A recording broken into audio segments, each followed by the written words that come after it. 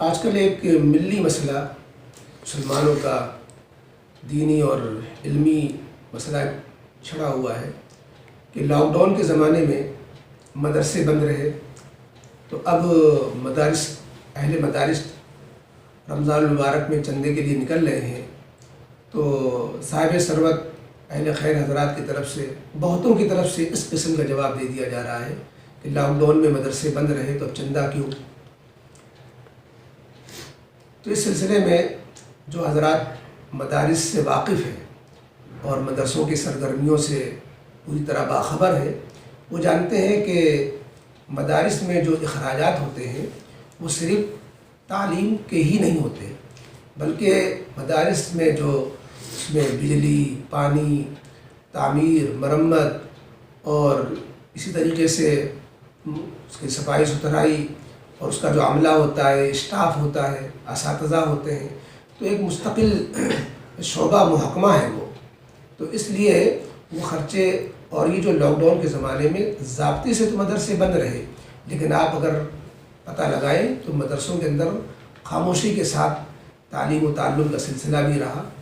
دارالاقامہ نہیں آباد رہ سکا، مطبخ باضابطہ جاری نہیں رہ سکا، بہت محدود پیمانے پر خاموشی سے خدمت ہوتی رہی، مقامی طلبہ بہرحال استفادہ کرتے رہے۔ تو اسٹاف وغیرہ کی تنخواہ، اور چونکہ گزشتہ رمضان میں لاک ڈاؤن ہی تھا تو اس میں چندہ ہوا ہی نہیں تھا، اور پورا سال جو ہے مدرسوں پر جو ہے نوبت نہیں آ سکی کہ وہ درمیانے سال کے اندر بھی ہم سرگرمی مدرسے کی کھل کر کے جاری رکھ سکیں۔ اب پھر رمضان آ گیا ہے، پھر لاک ڈاؤن کے حالات تھے، تو اگر ہم یہ کہہ دیں کہ مدرسے بند رہے چندہ کیوں دیں، تو پھر مدرسے بند ہی ہو جائیں گے آپ کے اس رویے سے۔ اس لیے یہ رویہ ٹھیک نہیں ہے، اس لیے کہ مدرسے والوں نے ایک تو قلیل تنخواہ ہوتی ہے، وہ بھی عام طور پر بہت سے مدرسے والوں نے مدرسے کی خدمات کم ہونے کی وجہ سے یا نہ رہنے کی وجہ سے آدھی خدمات پر اساتذہ کو جو ہے اکتفا کیا ہے، آدھی خدمات دی، آدھی تنخواہیں دی گئی صرف کہ تعلیم نہیں جا رہی ہے لہذا آپ کا گھر چلتا رہے، تو تنخواہ بھی کم، وہ بھی آدھی ملی ہے۔ آپ یہ دیکھیے اس امت میں صرف 2.5% طبقہ یہ مدرسے سے جڑا ہوا ہے، جس سے جو ہے ہمیں علماء، حفاظ، قاری میسر آ رہے ہیں، قرآن کریم کی ناظرات، تجوید اس کی تعلیم ہو رہی ہے،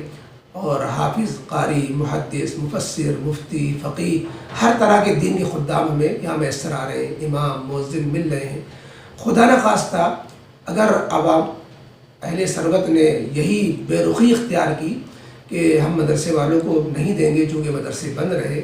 تو پھر یہ مدرسے اگر بند ہو جائیں گے تو خدا نخواستہ وہ حال ہوگا جو کسی زمانے میں روس، سمرقند، بخارا وغیرہ کا ہو چکا ہے، جو بہت بڑے دین کے علم کے مرکز تھے، لیکن جب اجاڑ ہوا ہے تو وہاں جو ہے لادینیت ایسی پھیلی کہ وہ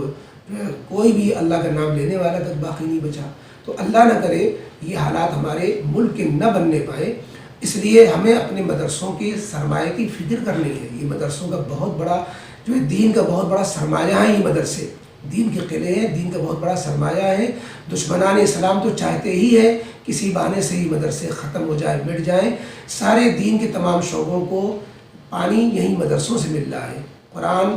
اور حدیث یہ دین کی بنیادیں ہیں، یہ دین کی بنیادیں مدرسوں ہی سے زندہ ہیں، ورنہ دین کی بنیادیں منہدم ہو گئی نعوذ باللہ۔ تو یہ اسباب کے درجے میں، باقی تو اللہ محافظ ہے، اسباب کے درجے میں پھر قرآن حدیث کا کوئی محافظ ملک میں ظاہری سبب میں باقی نہیں رہ جائے گا۔ اس لیے ہمیں بہت سنجیدگی سے اس مسئلے کو لینا چاہیے، اور یہ نہیں خیال کرنا چاہیے کہ مدرسے بند رہے تو ان کو چندہ کیسے دیا جائے۔ آپ جو ہے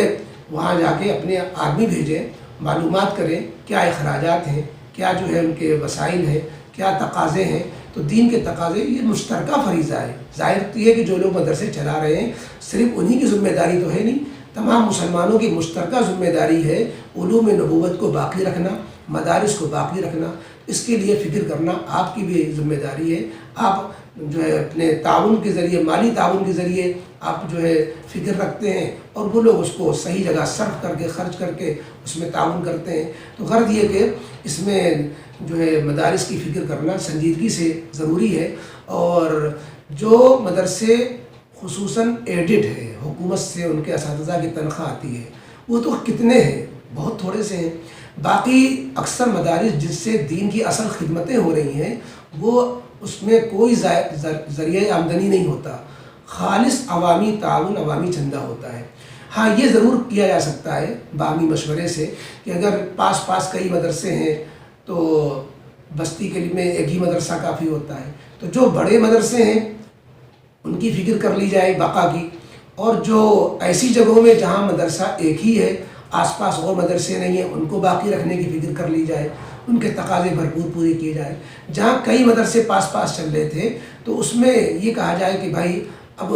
جتنا تقاضا ہو، جتنا بہت ضروری ہو اس کو باقی رکھے، باقی دوسرے ایک دوسرے میں ضم ہو جائے یا وہ اپنے کچھ تخفیف کر دیں۔ اور تو یہ تو ایک مناسب رائے ہو سکتی تھی، لیکن یہ بڑوں سے پوچھنے کے بعد، بڑوں سے اکابر سے مشورہ کریں۔ بہرحال ایک دم سے ہاتھ کھینچ لینا یہ تو بالکل مناسب نہیں ہے، چونکہ اس طرح کے جوابات سفرا کو مل رہے ہیں۔ انہوں نے بتایا کہ عام طور پر لوگ یہ کہہ دے رہے ہیں، بہت سے لوگ دے رہے ہیں، سب کو نہیں کہا جا سکتا کہ مدرسے بن رہے پھر چندہ کیوں کر رہے ہیں۔ تو بھائی مدرسے اس طرح بند نہیں رہے ہیں، مدرسے ضابطے میں، قانون کی رعایت میں بند رہے ہیں، خدمات علمی ہوتی رہیں جیسی تیسی، اللہ تعالیٰ نے جیسے بھی خفیہ طریقے سے کام کرایا ہے۔ باقی اخراجات بھی چلتے رہے، کرائے کی بہت سی بلڈنگوں میں مدرسے تھے، کرایہ بھی دیتے رہے، بجلی کا بل آتا رہا، صفائی ستھرائی ہوتی رہی، اسٹاف رہا، تو بہرحال یہ خرچے تو باقی رہے۔ تھوڑا خرچہ کم ہو گیا تو چندہ بھی تو نہیں ہوا، تو اس لیے جو ہے آپ کو پہلے سے زیادہ تعاون کرنا ہے تاکہ مدرسے اپنے پاؤں پر جمے رہیں، کھڑے رہیں، اللہ تعالیٰ ان سے ایسے ہی خدمات لیتے رہیں جیسا کہ یہ خدمتیں کر رہے تھے۔